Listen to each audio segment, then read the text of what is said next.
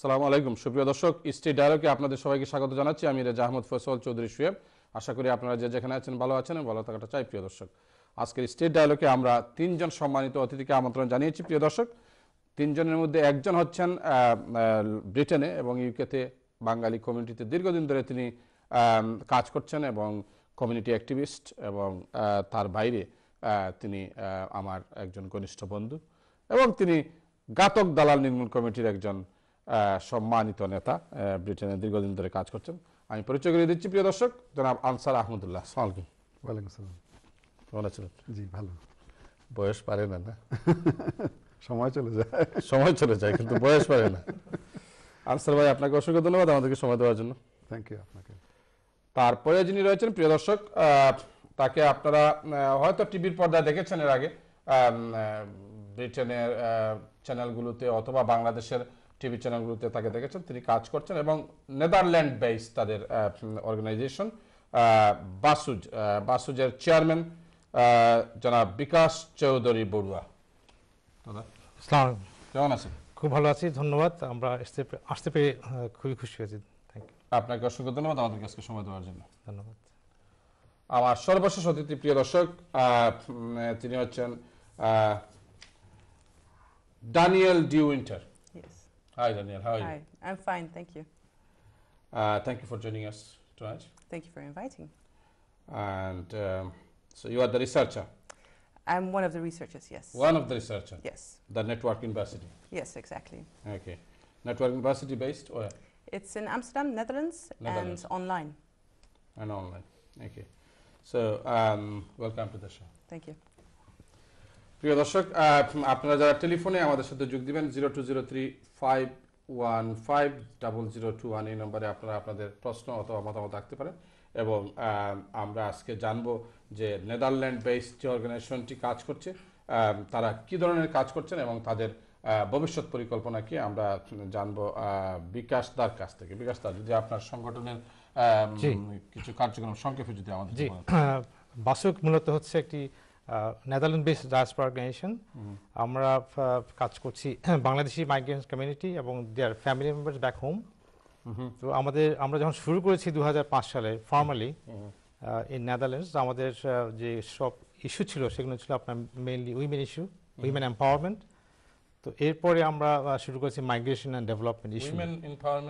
Women empowerment বলতে আমরা to empower women, I mean উইমেনদেরকে স্বাবলম্বী করে তোলা, ক্ষমতায়ন, নারীর ক্ষমতায়ন। Women, they got always power. They have always power, but even then, I mean, women are neglected both at home and outside Are home. you sure? I'm definitely sure. What do you think, Daniel? We women don't always get the room to Women, they dominate men. inside the house sometimes, but outside it's a different story. Everywhere in this world. No, They said women first, Which ladies first. Huh? It's a utopia, I think. Okay, no, হ্যাঁ। তো এছাড়াও আমরা migration development issue নিয়ে আমরা কাজ করছি গত প্রায় 5 থেকে 6 বছর ধরে।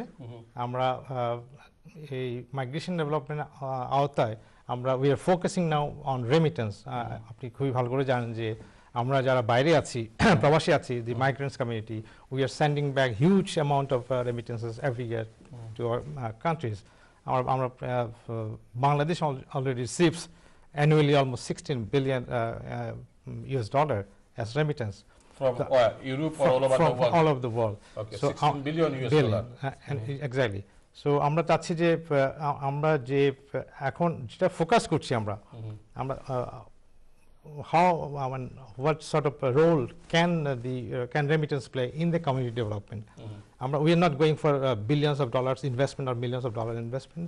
আমরা বলছি যে small investment, if a collective remittance কিভাবে কমিউনিটি ডেভেলপমেন্টের কাজ আসতে পারে।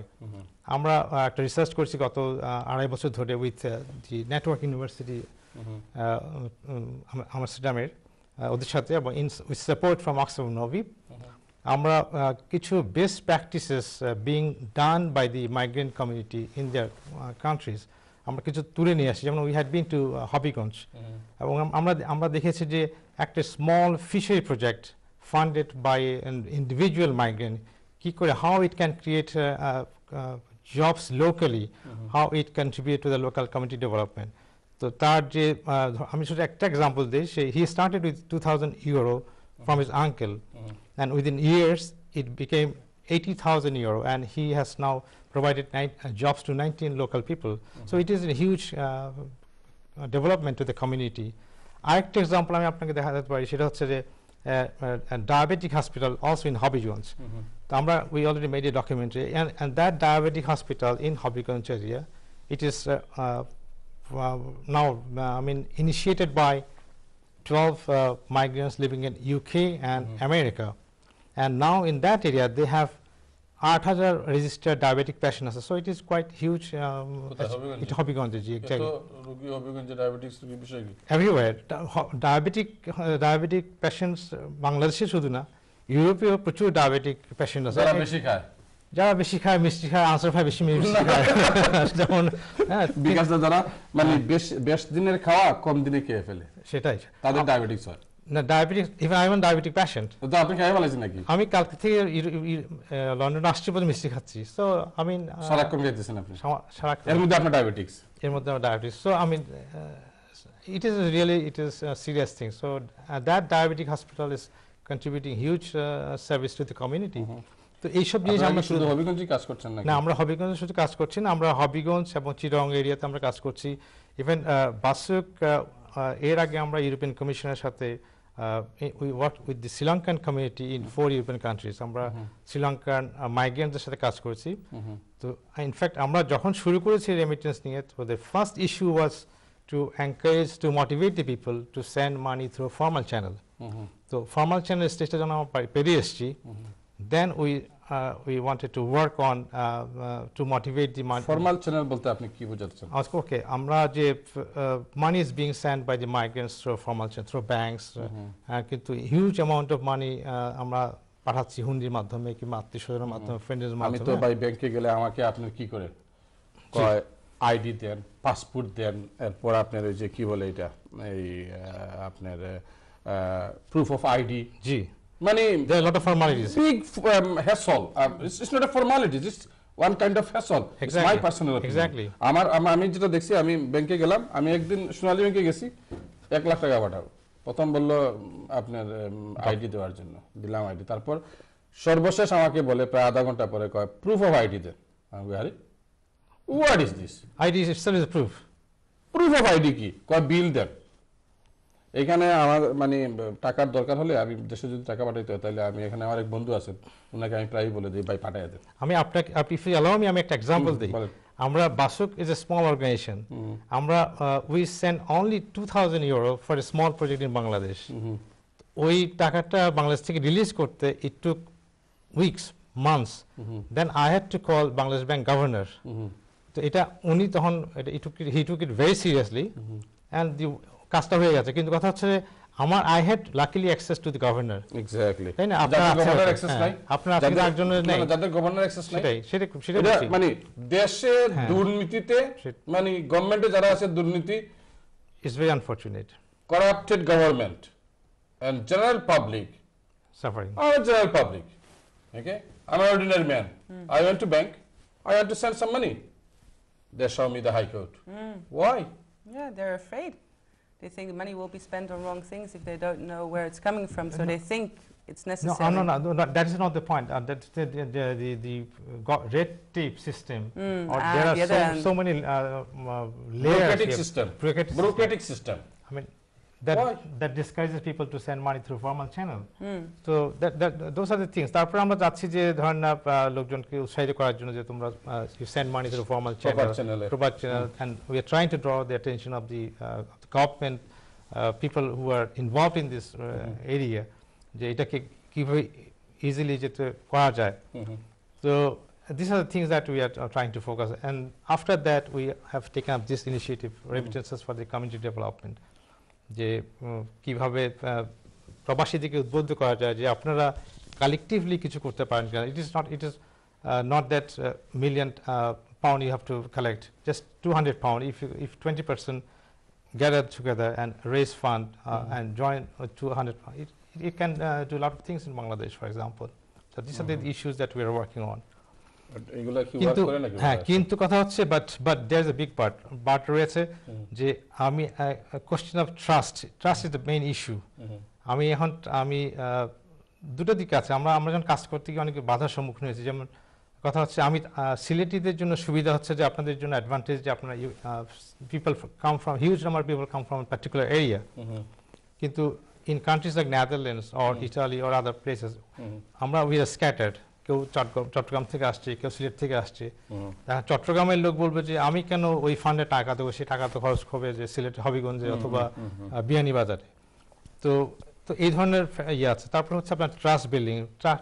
সেকেন্ড থিং হচ্ছে যে the person or the organization who will be assigned to implement the project in Bangladesh, ওরা কতটুকু reliable, whether you can rely on them, whether they have the capacity.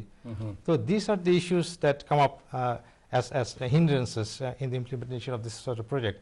তো এইসব নিয়ে আমরা মোটামুটি রিসার্চ করছি এবং কাজ করছি আর কি। I think Daniela can add some other problems that we have been facing also. What sort of problem you facing, Daniel? Can you tell us, please? Well, I think definitely trust is the biggest issue. Not just trust at that side in Bangladesh and knowing where the funds will be spent on, but also trust here. We've heard of different schemes and activities that have been taken here where people entrust their money in, and then eventually it appears to be a corrupted scheme or something and everything's gone. So for organizations such as BASUS or other organizations, it's difficult to gain trust from people and saying, no, this is an idea, this is an investment worth sharing your money with.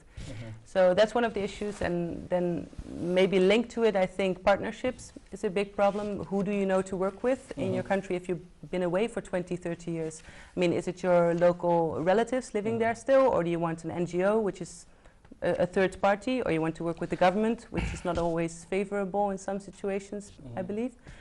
So how can you overcome this sort of problem? To find that one party that you think is trustworthy, that has experience, probably in the region, and is able to show the best practices that they've done. And if they have proven experiences, and that's what we hear, I think, as well from the community. If we hear that there's a success story, we're more able to trust you. So if you're able to show those situations, then that would work. Okay. Thank you, Daniel.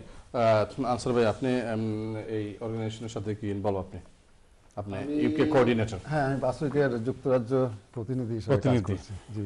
তো এখানে মানে কিভাবে কাজ করছেন আপনি? বিকাশ ভাই আর Daniel তো বললো বাসুকের উদ্দেশ্য। তো উনারা এখন রেমিটেন্স নিয়ে কাজ করছেন, এবং রেমিটেন্স বলতে আমরা এটাই বুঝাচ্ছি, আপনি তো জানেন যে প্রবাসে যারা আমরা সবাই দেশে টাকা পাঠাই। কেউ হয়তো আমাদের পরিবারের কাছে পাঠায় ব্যক্তিগত মানে ব্যবহারের জন্য, হয়তো অনেকে জায়গা জমি কিনছে বা বাড়িঘর তৈরি করছে। আবার আমরা অনেকে এখান থেকে কিন্তু বিজনেসও ইনভেস্ট করছি পার্টনারশিপ হিসেবে। হ্যাঁ, তারপরে মনে করেন যে আপনার এখান থেকে প্রচুর আপনার স্টেশনে ওই চ্যারিটির মাধ্যমে পয়সা উঠে, যেটা বাংলাদেশে যাচ্ছে। এই যে আপনার এই যে প্রবাস থেকে যে প্রচুর অ্যামাউন্টের পয়সা দেশে যাচ্ছে, বিকাশ ভাই বললেন এই বছর প্রায় $16 বিলিয়ন গেছে। গত বছর বোধহয় 12 বিলিয়ন ছিল, হ্যাঁ 14 বিলিয়ন। এই অ্যামাউন্টটা কিন্তু আসলে আমাদের যে গার্মেন্ট ইন্ডাস্ট্রি থেকে কিন্তু বেশি, এই যে মানে আয় যেটা যাচ্ছে প্রবাসীদের রেমিটেন্স $16 বিলিয়ন। হ্যাঁ, এবং এই যে এত বড় একটা অ্যামাউন্ট যাচ্ছে, আমার মনে হয় এই ব্যাপারে কিন্তু কেউ কোনোদিন কোনো গবেষণা করেনি।